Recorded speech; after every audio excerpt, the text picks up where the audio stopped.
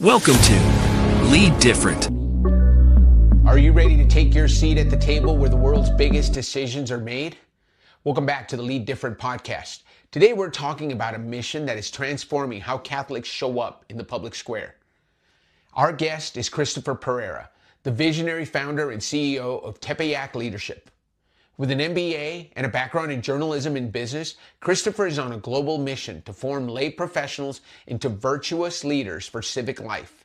He's the author of Catholic Leadership for Civil Society, and he's here to show us how to integrate faith and excellence. In this episode, we explore why it's vital for people of faith to insert themselves into the secular institutions of society, from corporate boards to local school committees. Cristofer breaks down the Tepeyac method of leadership, the importance of an integrated life, and how you can become a courageous voice for truth in your professional sphere. This is a masterclass in principled leadership. Whether you're a young professional or a seasoned executive, you need to hear this. Stick around to watch the full interview with Cristofer Pereyra, and make sure to subscribe and join us as we learn to lead different. Why not leadership? Why not lead different? Welcome to Lead Different, the podcast that redefines leadership and challenges the status quo. Hosted by Daniel Dominguez, founder and CEO of Why Not Leadership. This show is your compass to becoming a better leader through the power of self-awareness. Good leaders foster teams that are engaged, empowered, and energized. Join us on this transformative journey as we equip you with the tools and insights to lead different. Get ready to challenge the ordinary and embrace self-aware leadership. This is Lead Different. Subscribe now. Discover a new era of leadership. Lead different, because great leaders change the world. Chris, welcome to the show. Dan, thank you. I am truly honored to be in your show. Thank you so much for the invitation. I'm honored to have you, Cristofer. You know, we've run in the same circles for a while. I know we've been connected on LinkedIn for a bit, but as I mentioned in the pre-show, as we were having a little bit of a conversation, one of the things that I am committed to doing in 2026 is, and I think you brought up a good point, to working with Catholic leaders. There are so many Catholic leaders in the world. There's so many Christian leaders. There are so many faith-driven leaders that I said, you know, the clients that I really enjoy working with are those clients that are rooted in faith and rooted in good values and rooted in making a positive impact in the world. And you're one of those leaders. When I started making my list of dream guests that I wanted to have on the podcast, I went back through my feed and I said, you know, there's a guy in Arizona that I need to get a hold of. And I came upon your name. We connected through LinkedIn, and thank you for accepting the invitation. Thank you. Thank you for extending it, Dan. This is an important mission. Our mission at Tepeyac Leadership is to invite Catholic professionals from the U.S. and beyond, from all over the world, to receive a formation that our organization has a mission to deliver, so that we can then send them out with a very concrete mindset and a very concrete mission, Dan. And that is to insert themselves into the secular fabric of society as to influence it from within, to insert themselves into the secular institutions of society as to influence them from within.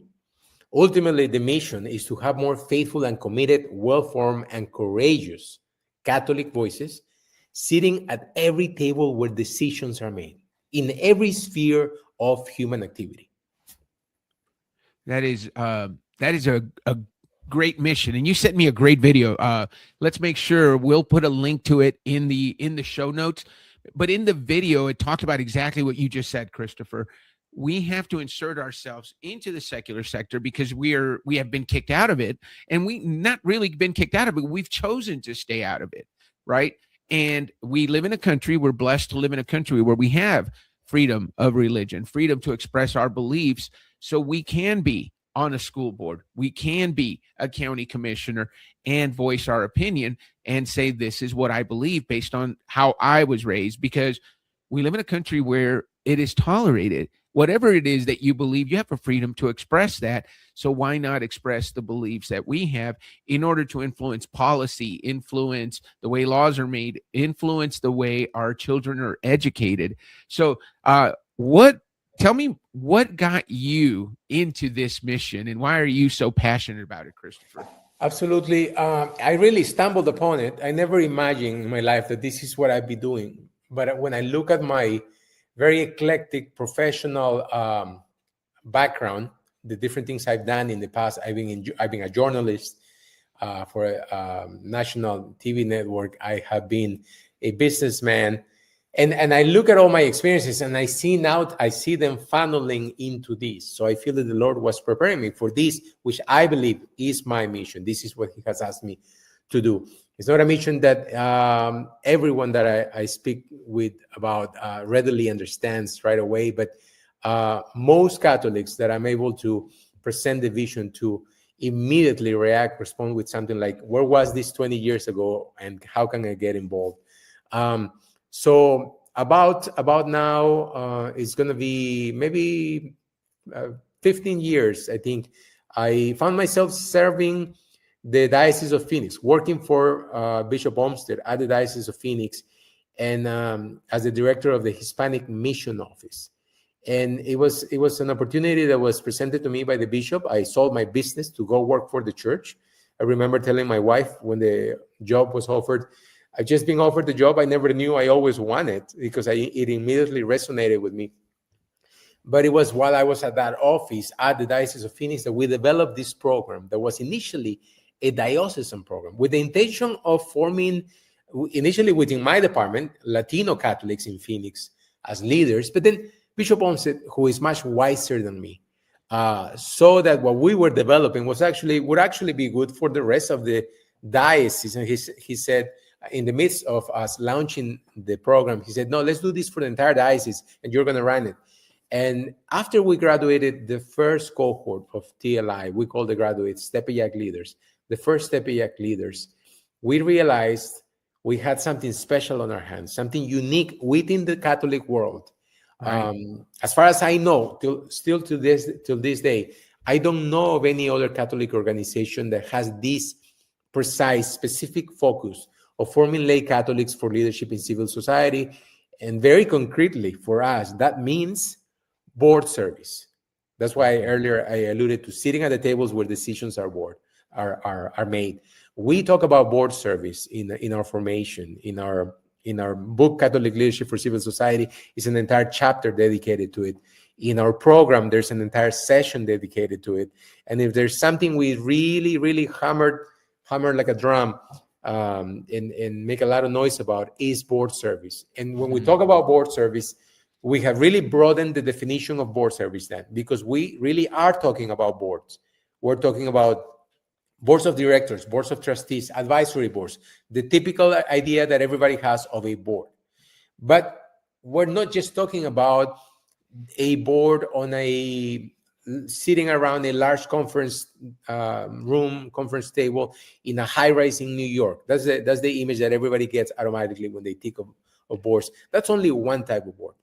In reality, behind every human institution, think of a hospital, think of a university or a small business or a government office. There's a group of people that come together on a regular basis to enact policies, to chart the direction of that organization. This is where the culture is shaped.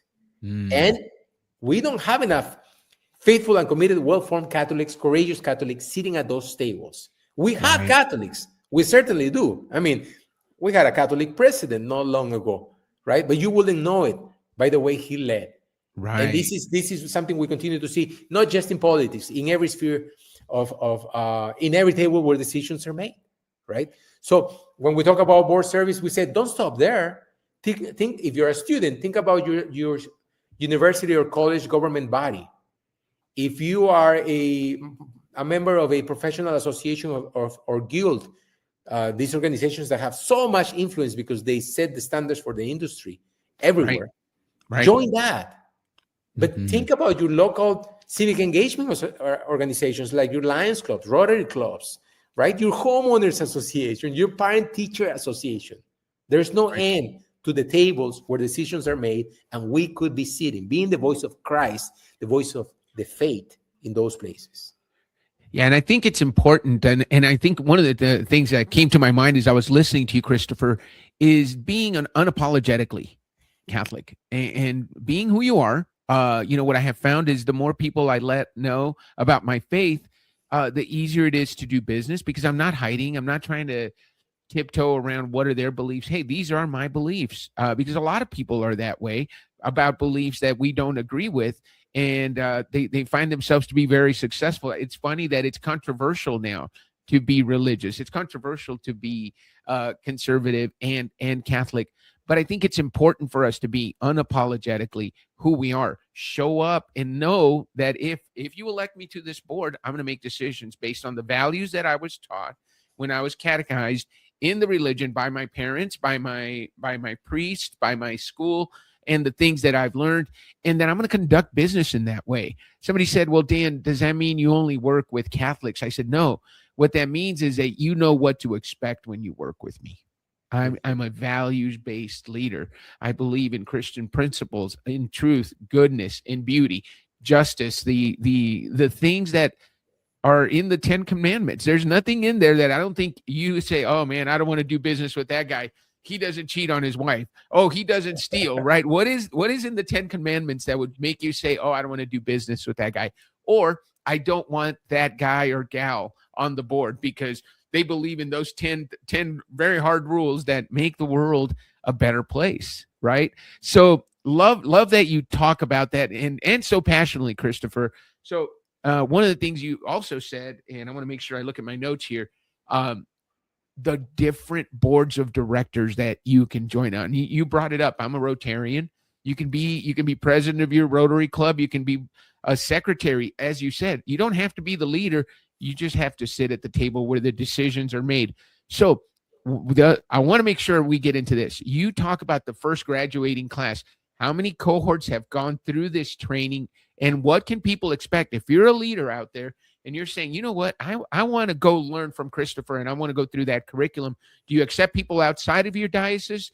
When do the cohorts start? Tell a little bit more about the Tepeyac Leadership. Yes, this is so exciting. We started in 2018. We graduated now 7 generations. This TLI 2026 cohort will be the 8th generation of Tepeyac leaders, and by June, we would have reached the 500 mark. 500 Tepeyac leaders who have gone through the program. Primarily, not primarily, well, I would say 35 to 40% of them are in the United States, so a big chunk. The United States comes first in our mission, and the world. This is a global apostolate. We have Tepeyac leaders in every continent, and this year we just launched for the first time, a Spanish track of the program that now serves Latin America. So this year we had the largest class ever, about 97 people that were, I understand, I got the numbers recently, admitted into the program. So how does it work? You apply for admission on our website, and we do that in the fall. The window to apply is October 1st to November 10th. So it has passed. Anybody interested will have to wait until next year. They need to go to tliprogram.org. Maybe you'll put the website in your... We will definitely put that in the show notes. tliprogram.org and just learn all about the process. But in essence, you submit your application, much like you would apply to a university. There's an admissions interview involved. The admission interviews take place in January. We just finished with them. And this week or early next week at the latest, we will be announcing the group that has been admitted to the TLI 2026 cohort. We're very excited. People from all over the world, men and women from all walks of life, different stages in their career, different career paths. We every year we get a very diverse group of people in education, maybe accountants, business owners, people in the medical field, for-profit, non-profit. So it's a very rich experience for everyone because it's a very diverse group. It's open to all Catholic professionals. That's it. It's a very broad parameter. Catholic professional. There's no age restriction. We tend to attract a lot of young professionals, but every year we also have people in their 40s, 50s, 60s, and we love it because as soon as they graduate, we can bring them back as speakers or mentors because they already have the seniority and they're ready for it. And so everybody is welcome in the program, but we do have an admissions process, and it is a filter. And the reason we have it, you don't just register, sign up for it, is because we, in our program, we need to filter out anybody who might not be on board with the teachings of the church, right? As you know, sadly, there are some rebel Catholics in the church. It's just a reality.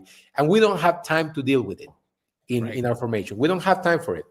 So everybody that it's admitted into the program is in the same baseline of an attitude of submission to the authority of the church and its teachings, meaning that you may have terrific formation or poor formation. You may understand or know the teachings, all the teachings, some teachings, or not know them well. The program will fill in the gaps, will help you there.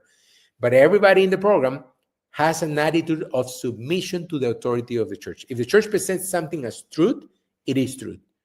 And we can discuss about what it means and talk about it in that sense, but it is truth because the church says so. The church presents it as truth. So that's our admissions process. And the program has become then a tremendous discernment experience for the participants who for 18 weeks, 5 months, from February to June, enter in this dialogue with God to ask him what it is that he's asking of them next in their professional lives and in their spiritual lives. So both are components of the program. Right. I recently had Jeff Scheffelbein on the show, and he talks about an undivided life, right? It is, and I call it, my word for the year is integrated. An integrated life where your faith is not separate from your work, where you can be the same person on Sunday in the pew that you are on Monday at the office or with your clients, so that there's not that conflict of, oh, I have to tone that down because I'm now with my Catholic friends, or I have to tone that down because I'm with my clients. I think it's integrated is a really important thing. And you talked about something that's really important, and it's obedience. One of the things that I think we all need as leaders. Being a leader isn't always about being in charge, because we all report to someone. We all have someone we have to report to.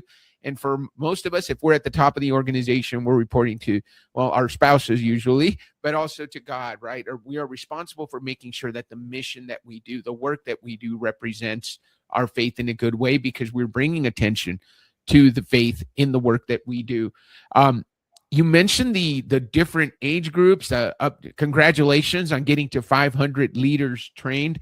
Tell us about the program. Is it an online program? Do people come in person? How long does it take to go through the program, become a Tepeyac leader?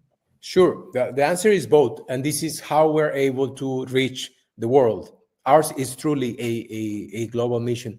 So this happened really during the pandemic, when we had a global vision for what we were doing, but we thought it will take a long time before we could replicate in-person versions of the program. The program started as an in-person experience, fully in person. And we thought that was going to be the model. We will have to replicate it one diocese at a time, and we'll go at God's pace. But God's pace turned out to be much faster than we suspected, because the pandemic accelerated this growth. Everybody went virtual. We did too. We were hesitant, but we did it. And with the turn of a switch, we suddenly could receive people from Europe, the Middle East, Africa, Asia, who wanted to participate in the program. We had people from Singapore, Pakistan. I didn't even know we had Catholics in Pakistan. And they were thirsty for this formation. And so this is the way that the program has developed worldwide. And it really has been a blessing and a tremendous responsibility, because we're doing two things. We're forming leaders, lay Catholic leaders for civil society, and simultaneously, we're building a network. It's a beautiful network that we refer to as the TLI family.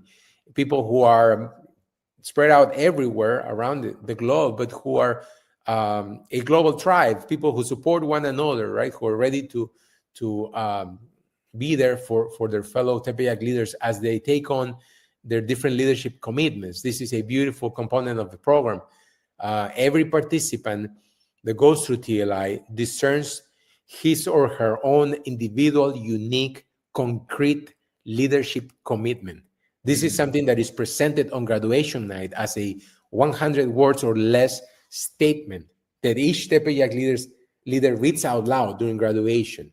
And it's just sometimes it really brings me to tears, because you put a lot of love into this work and you finally see it materialize very concretely in the things that the graduates are doing. And what are the things that the graduates are doing? So board service, as I mentioned, it's a big part of it. I would say that 70% of the graduates are serving on boards, different types of boards. And the ones that are not serving on boards are actively seeking out board service opportunities, because they understand how important it is. But then everybody has their own leadership aspirations. And people start new things like pro-life initiatives, or maybe run for office at the local level. We've had it happen already. Public school districts, for example, people who are preparing themselves right now to run at the state level, who are, products of TLI, people who have gone through training. But not just politics. We had a teacher, for example, who his leadership commitment was, he never had thought about it, but after going through TLI, he said, you know what, I think now I want to become the headmaster of my preparatory academy. And he did. Within 3 years, he became the headmaster. He's moved on, and now he's a consultant to schools, and sort of has this reputation for turning around schools that are underperforming. So it's incredible what he has done. That's fantastic. Through the way he was taught at TLI. You bring up something important. Leadership is the key. I think, and whether you think you're a leader or you're not, we're all leading somewhere. Someone is looking at you and they're taking their cues from you. Even if you're only the leader at home, your kids are taking a cue from you. So what are you doing to represent yourself and your faith so that you're building the next generation of leaders? One of the core theses that I think that I see in the book, Catholic Leadership, for civil society, is that leadership belongs not only inside the church, but actively within civil society. So, I think we need to be thinking about what are the virtues that we would highlight, right? Integrity, humility, prudence, courage, justice. How does the program prepare leaders? Because that, you're talking about a topic that I love, and that's leadership. When I work with people, I say, look, I'm not a business coach. I'm not going to promise that I'm going to 10x your business, but I am going to promise that at the end of our work together, you're going to be a better leader than you are today. How do you infuse that leadership training? What is it that is different about TLI versus going somewhere else for leadership training? And I know that there's going to be a Catholic component to it, but give us that driving thing that should make people say, you know what, that's the training I want to go to before I run for office or before I start my company. This is how we do it.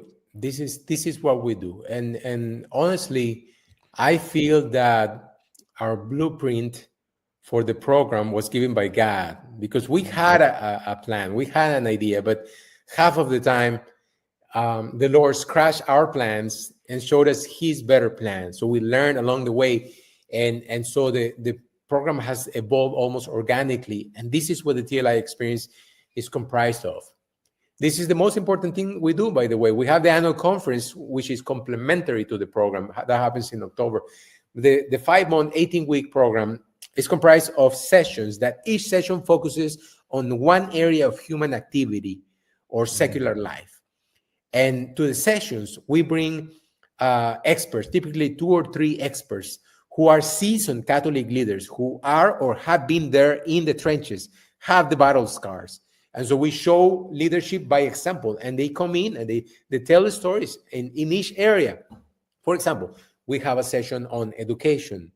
We have a session on healthcare, government, business, news media, philanthropy, board service, right? We have a session entirely dedicated to Catholic social doctrine, which should be the compass to every Catholic leader.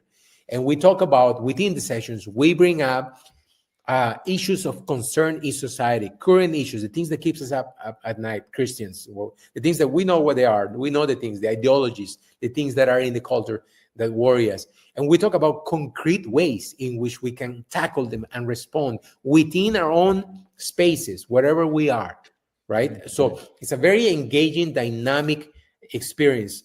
The sessions are all by Zoom. This is how we can bring people together from all over the world, but they're live, nothing's recorded. So it's virtual as if it was in person. And so prior to each session, each participant is given a brief, really short reading handout. Typically is a church document, an encyclical or a summary of an encyclical, something just to get our mindsets ready for the topic of the session.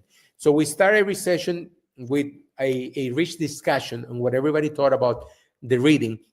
Then we dive right into the speakers of the day, and we hear them back to back, just brief 20-minute PowerPoint presentations. After all the speakers of the day have gone, there's a Q&A panel where now the participants are interacting with the experts of the day.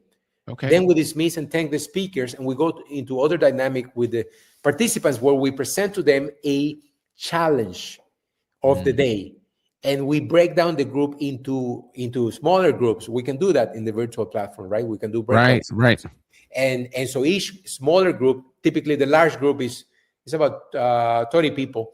And then the smaller group might be 5 people. And they're discussing really in a very intimate setting, the challenge of the day. Then we come back together again and we talk about what each group did. And, we always include prayer at the beginning, at the end. We end every session with an examination of conscience. So there's a rich spiritual component to it as well. Yeah. Now, this entire 18 sessions by Zoom culminates in an in-person retreat. Okay. And the retreat is the highlight of the program. Right. We offer, since this is a global program, we offer participants an option to do the retreat in Fatima, at the Sanctuary of Fatima in Portugal, or at the Basilica of Guadalupe in Mexico City. Wherever you are in the world, you have those two options. So if you're in Europe or in the Americas, you have a couple of options. Or if you want to travel, right? If yes. Maybe you're in the Americas and you want to go to Fatima. I love it's an 18-week commitment. What kind of commitment are we looking at if we want to participate? Let's say Dan Dominguez wants to sign up in the fall for next year's cohort. So it's 18 weeks. It sounds like it's a full day at least every time we meet. What does that look like in terms of if you were going to tell somebody, here's what you'll need to set aside in order to participate? So the window to apply, like I say, is in the fall. So I would say people who are interested, the most important thing they need to do is get ready, go to our website, tliprogram.org, to learn all about the program and the admission process, and just get ready to apply. They'll need a letter of recommendation and to upload a resume.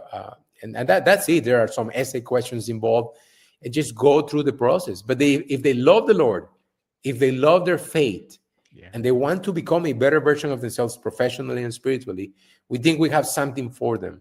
And they can be part of the TLI 2027 cohort. That will be the next one that will be available to anybody watching or listening to this. However, in the meantime, everybody's welcome to join us at our second leadership formation platform, which is a different platform. It's an annual conference. It's a weekend conference. It's not 18 weeks. It's Thursday through Saturday. That takes place as well in Mexico City at the Basilica of Guadalupe. This year is going to be October 22nd to the 24th, and it's an incredible formation experience, but it's also a pilgrimage. For us, it's like coming home, because from the beginning of our work, we've dedicated our mission to Our Lady of Guadalupe and Juan Diego. So it's just a beautiful experience for people who have thought about doing a pilgrimage to the Basilica of Guadalupe in Mexico City. I can tell you that this is, honestly, I do believe this. There are terrific pilgrimages just being organized all over the United States to go to Guadalupe every year. Beautiful, beautiful pilgrimages. But what we offer is truly a unique experience, because it's a conference and a pilgrimage. It's truly a formation experience, an enriching experience, where we are going to connect with other leaders from around the world, and we're going to get to see Mother Mary in Guadalupe, at the Basilica of Guadalupe. Man, what a great experience that would be. And I saw you talk about it. You just had someone, a bishop, commit to be a participant in that. That's got to be, how big is that? And that sounds like a great thing to do in October. It's the Hour of the Laity is what it's called, right? It's called the Hour of the Laity. It's it's funny because you've seen that video that we have, very popular. It went viral. The video is also called the Hour of the Laity. It's on YouTube. And we first produced the video, and we use it now as a tool to convey our message and our mission. But then we thought of having a conference, and we thought, well, we're going to name the conference. Well, this seems fitting. And so it's the Hour of the Laity. And we believe that this is the Hour of the Laity. And it is the Hour of the Laity because it has always been the Hour of the Laity, right? The laity has a very important mission in the world that many lay people do not understand. Then many lay people do not understand the authentic character of the lay vocation. Many lay people do not understand what it means to be a lay person. And often when we aspire to be lay Catholic leaders, Right. the extent in which we think we can exert a leadership, it's confined to the parish or diocesan or faith-based community, which is an important space. But that's only our point of departure. We must be actively engaged with our parish and diocesan community, frequently strengthening ourselves with the reception of the sacraments and receive information, lifelong commitment, and then go out. Our real mission, our turf is the world.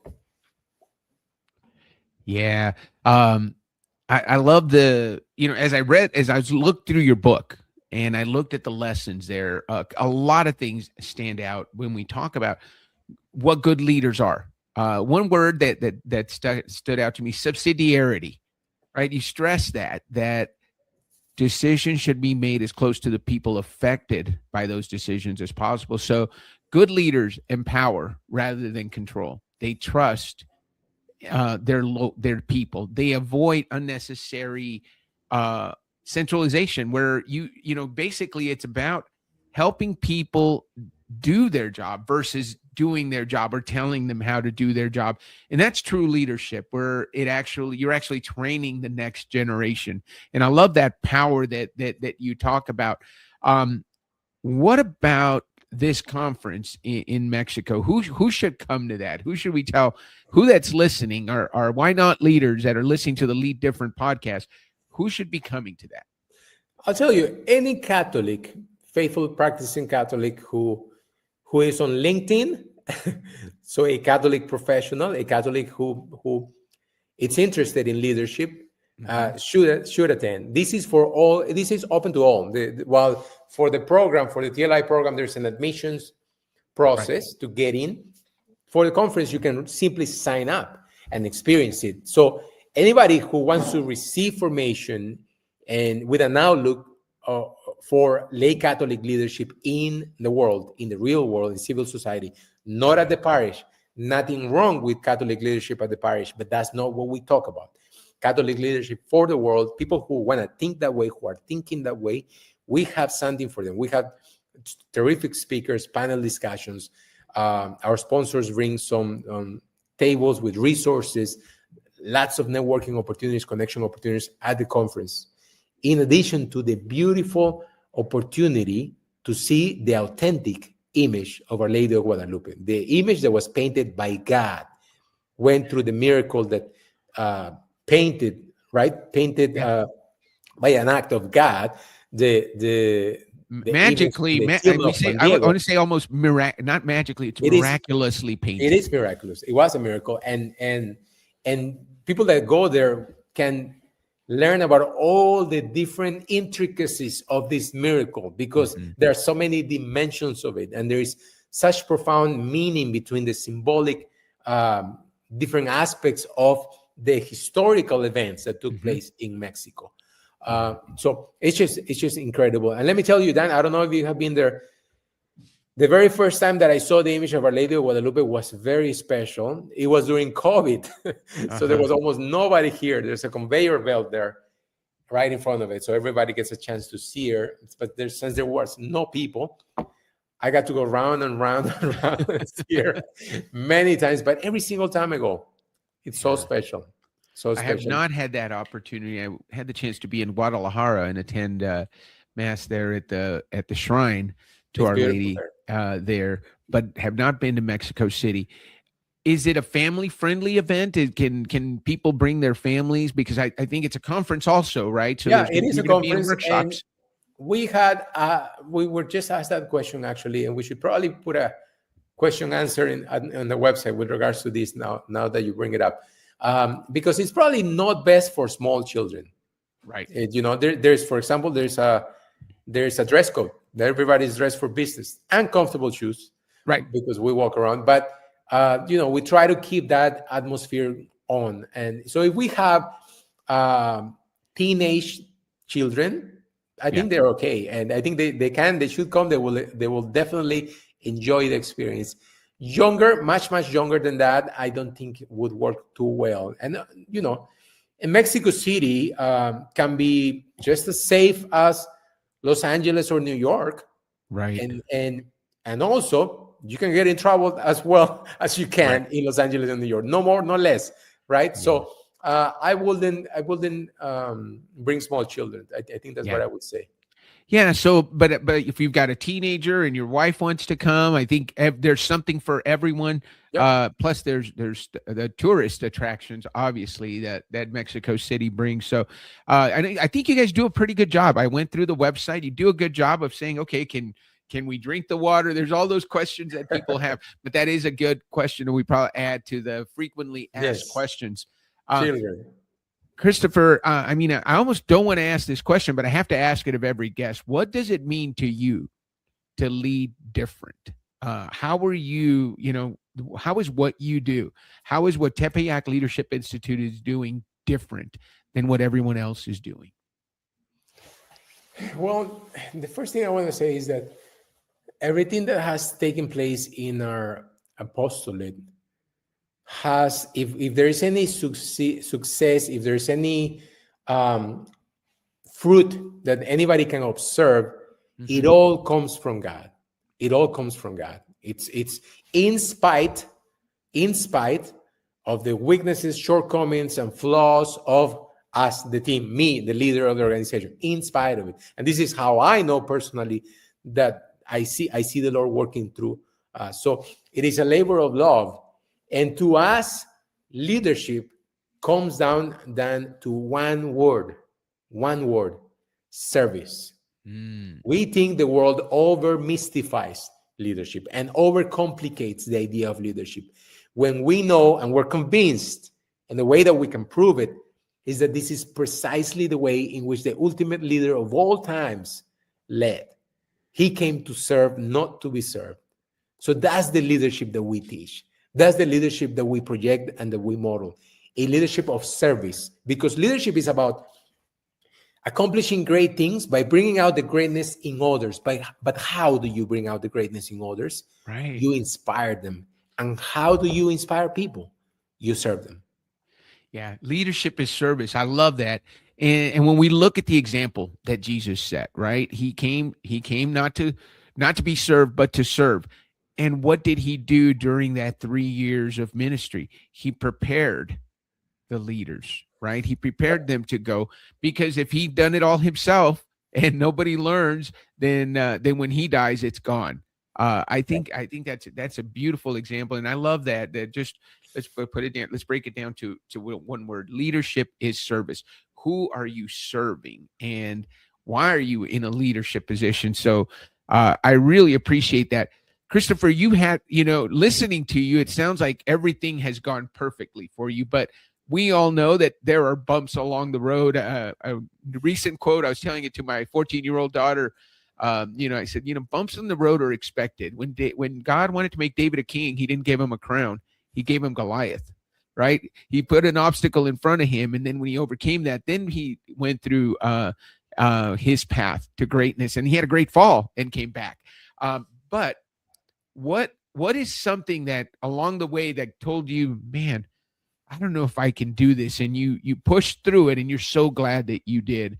Think of it, I like to call them why not moments. A moment when you said, why not push through this? Or why not take on that additional challenge? Why not serve the entire community, not just the Latino community in Phoenix?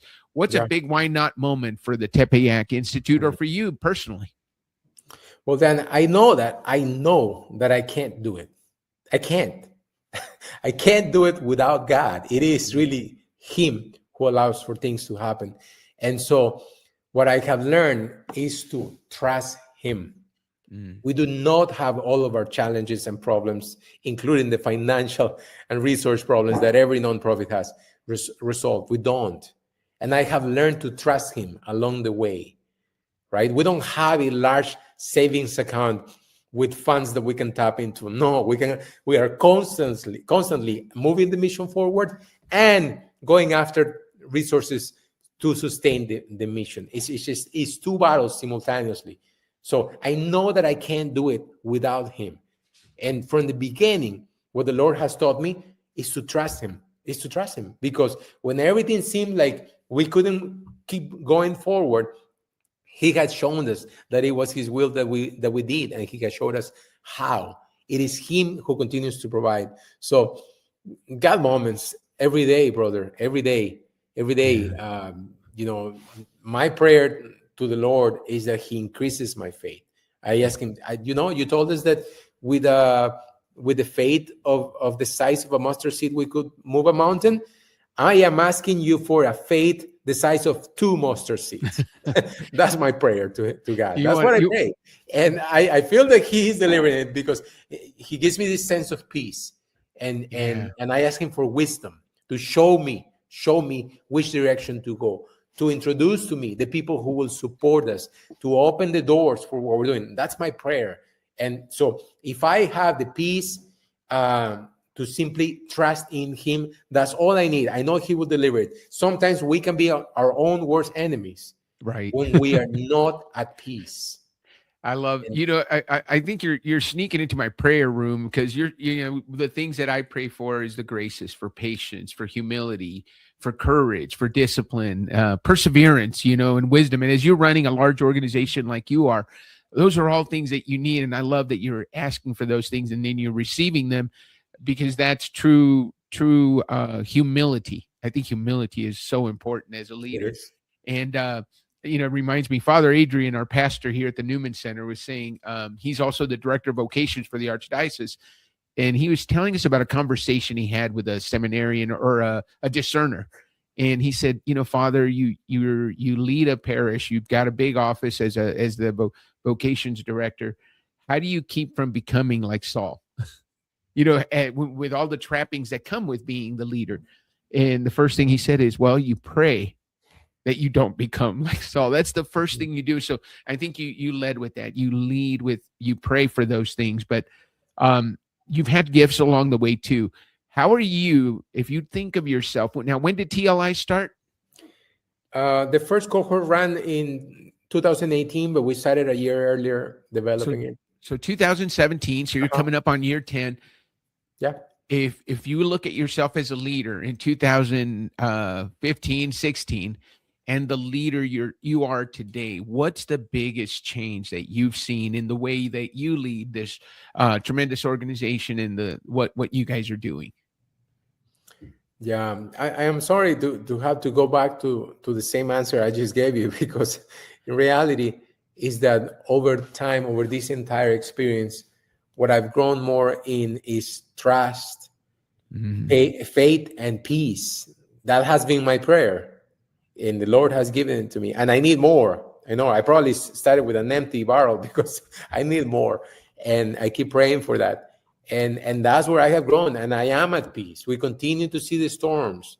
I see myself, my favorite, I have many, but I have to say this is really special for me, because I see myself in the gospel passage of Peter walking over water for a few, seconds? A few steps, right? Right? Until he doubted, and then he began to think, oh my goodness, Dan, that's me. That's me. Over and over and over. And the Lord never fails to pick me up. So that's my answer, brother. I love, I don't know if you're a fan of The Chosen. They did a great job putting that scene together. He literally drowning, and then all of a sudden a hand comes and pulls him out of the water and says, you got to trust, right? That is such a big and important lesson. One of the things one of the other questions I like asking is, you talk about your why not moment. So what led you to start TLI? Did it, I want to hear was it a vision? Was it a dream? Where did you just see the need in the diocese? Because you started working for the diocese. and then you were challenged, right? Then the Archbishop challenged you, and tell us a little bit more about that Genesis and how it's grown. There's a backstory. There's an origin story that I just skip because sometimes it's too long and I speak too much. The program was inspired by my experience early on as I was working for the diocese. I was sent to a secular leadership development program in Phoenix. And going through that experience and realizing that these programs are all over the United States. There's such a thing as the National Association of Leadership Programs. And most of these programs could take on names like Leadership Philadelphia, Leadership Los Angeles. They're everywhere. They are forming leaders with anti-values, with values that run directly opposed to Catholic teaching. Not all, there are some exceptions, but most. Yeah. So it was a realization, going through that experience myself, that there was something that was being used, something that had noble aspirations in theory, because who could be against the idea of forming leaders, right? But was being used the wrong way. And I thought, we can do this better. I brought that to my bishop. I pitched him the idea. I remember Bishop Olmsted saying, Cristofer, the church has been baptizing pagan practices for a long time.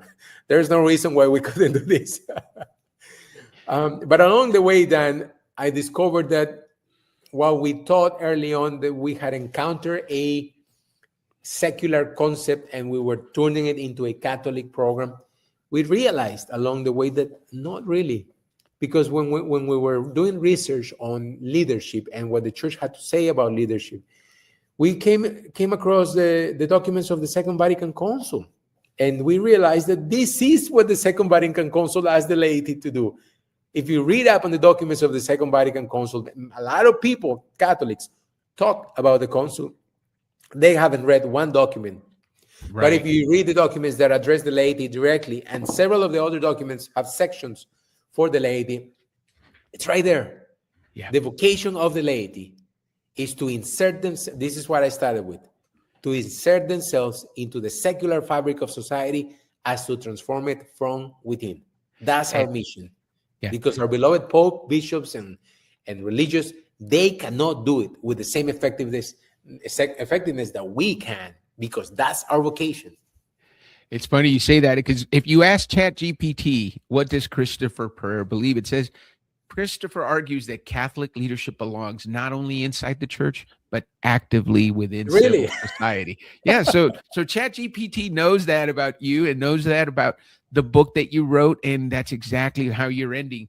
I'm going to give you the easiest question of the day, Chris. We do this at the end of every show, and this has been such a great conversation. So, Cristofer, what do you say we end the show on that note? Why not? Awesome. Cristofer, listen, thank you for your time. Thank you for being on today. Thank you for sharing your gifts. Thank you for starting the Tepeyac Leadership Institute, for everything that your nonprofit is doing to advance leadership, growing good Catholic leaders for society to be involved and to make a difference in the world. Guys, if you're listening to the Lead Different podcast and you don't know Cristofer Pereyra, reach out to him. We're going to put his contact information. He's active on LinkedIn. He's active through the many different organizations that you're a part of, right? So you're also a part of the leadership Tepeyac Leadership Institute, but tell me some of the other, there's a couple of the organizations you're a part of, Catholic Networkers. So our organization is called Tepeyac Leadership. Right. And our program is TLI, Tepeyac Leadership Initiative. Then we have a conference, which is the Hour of the Laity. And so it's just three legs to the stool. Perfect. It's an online magazine called The Catholic Professional. All of it revolves around the concept of forming lay Catholic leaders. That's the one that I had forgotten. So all those are all places you can find Cristofer. A lot of great work being done. So if you like the episode, if you liked what you heard, give us a like. Don't forget to subscribe to the channel, and don't forget to share this with your friends. Cristofer, is there anything you want to say before we go? Otherwise, we're going to let you continue. We know you've got a busy day ahead. No, Dan, thank you so much. It's an honor and a privilege. It has been an honor and a privilege to host you, Cristofer. Good luck. I look forward to seeing you in October or sometime later this year. And I know we're going to continue this conversation. Have a great rest of your week. Have a great weekend, everyone, and see you next week on the Lead Different podcast. This is Lead Different. Subscribe now. Discover a new era of leadership. Lead different because great leaders change the world.